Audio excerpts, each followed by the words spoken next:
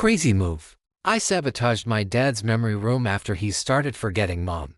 I 31M have always had a complicated relationship with my dad 68M. He's a brilliant man, or at least he was. A tenured professor, sharp-minded, impossibly articulate, always the smartest guy in the room, and he made sure everyone knew it. Conversations with him could feel like pop quizzes. There was pride in that intellect, a kind of armor he wore, polished and unyielding. My mom, Lena, was the opposite. Quiet, creative, nurturing in a way that felt like a sanctuary. She painted watercolors, read poetry, hummed when she cooked. I think she was the only person who ever made my dad soften around the edges. They were married for 34 years, before she passed away from cancer. 6 years ago. Her death was brutal, for all of us, but especially for him.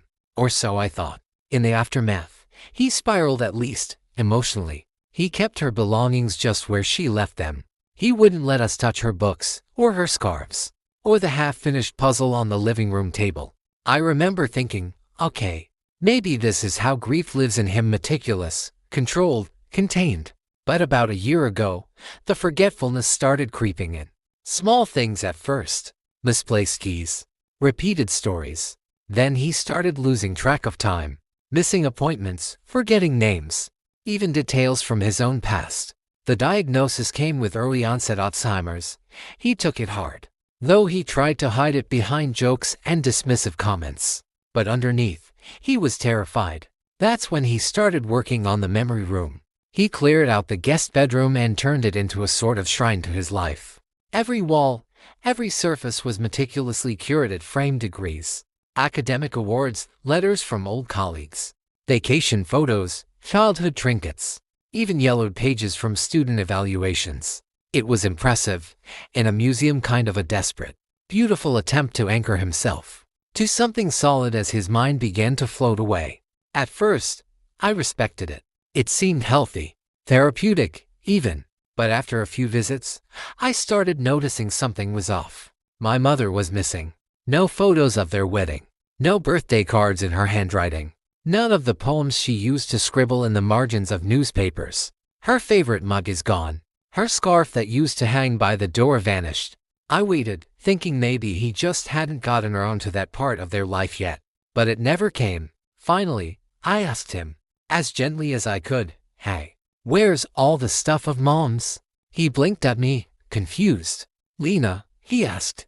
"Oh, you mean the housekeeper?" My heart dropped. "No, Dad. Lena, your wife. My mom." He stared at me like I was speaking another language. I showed him a framed photo of the three of us from a trip to Yosemite. He squinted at it. "I don't remember this. That woman looks familiar, though." I pushed a little more, not too hard, just enough to make sure he understood. That was a mistake. He grew angry, accused me of messing with his memories, said I was gaslighting him, called me cruel. After that, I backed off. I talked to his neurologist, who explained that with Alzheimer's, memory distortion and delusions aren't uncommon. Don't argue, they advised. Meet him where he is. Fighting his perception of reality can cause fear and aggression.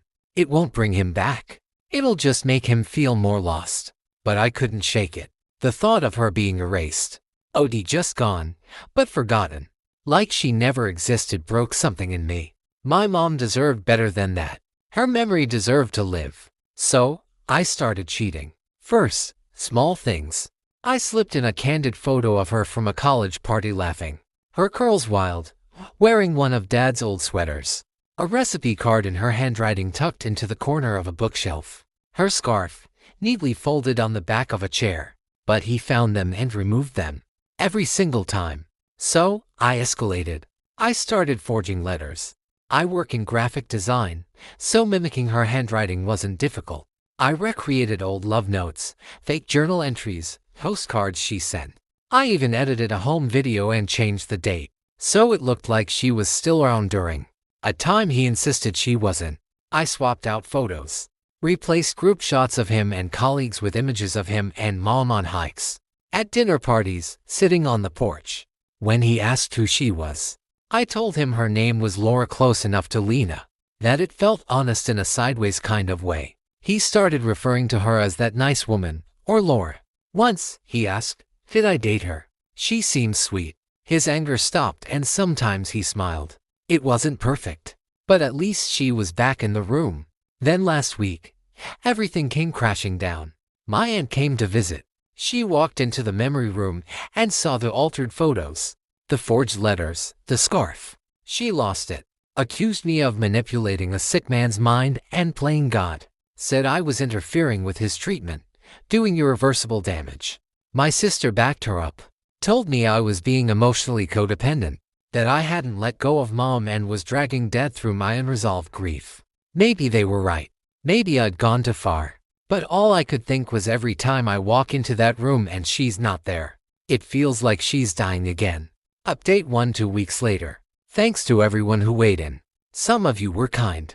Some of you called me delusional, controlling, even cruel. Honestly, I understand all of it. I don't know if there's a right in this situation. After my aunt's visit, my sister insisted on a family meeting with Dad. I tried to talk her out of it, but she was firm, said we needed to be honest and transparent. It was a disaster. She pointed at the photos and said, Dad, who was this? He stared. Some lady, he replied. It was our mom. She pushed harder, and he started to panic. He kept saying, stop replacing my thoughts. Then he walked out, locked himself in his study, and didn't come out for hours. When he finally did, he had removed everything from the memory room. Every photo, every letter, every item. All of it was bagged and dumped in the garage. Now the room is empty. Just white walls and a single chair in the center. A monument to silence. When I asked him why, he said memories aren't real if people keep changing them. He doesn't trust me anymore. Update to 1 month later. I gave him space. Stayed away. My sister started visiting more. She said he needed consistency. Then I got a call. He'd wandered out in the middle of the night. Someone found him on a sidewalk 3 blocks from home barefoot. Confused, shivering. He was holding a plastic bag with 3 items inside. A photo of Mom and me at the zoo. A letter I forged from her. Her scarf. He'd been clutching them so tightly that his fingers were cramped. His knuckles white. At the hospital, he kept repeating the same phrase. I thought I made her up, but she came back. I broke down. I still don't know if I helped him or hurt him. But something about her stayed, even through the lies. We've started working with a therapist who specializes in memory care. She told me something I can't forget. Sometimes, memory isn't about accuracy. It's about emotional anchors. You may not have restored history, but you gave him gravity. Final update 3 months later. My father passed away last week. Peacefully, in his sleep. The decline was rapid. The therapist said it was likely a mix of the disease, age, and stress. I don't know if the memory room played a role. Maybe it did. Maybe it didn't. When I went to clean out his house, I walked into the empty memory room one last time.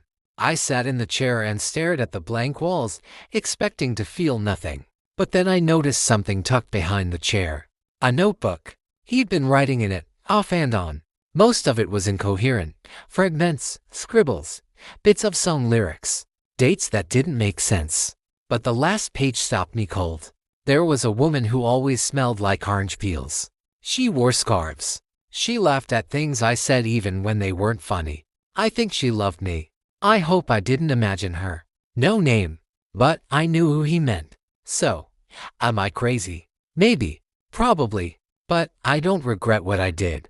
Because I didn't try to fix his memory. I just wanted him to remember what it felt like to be loved.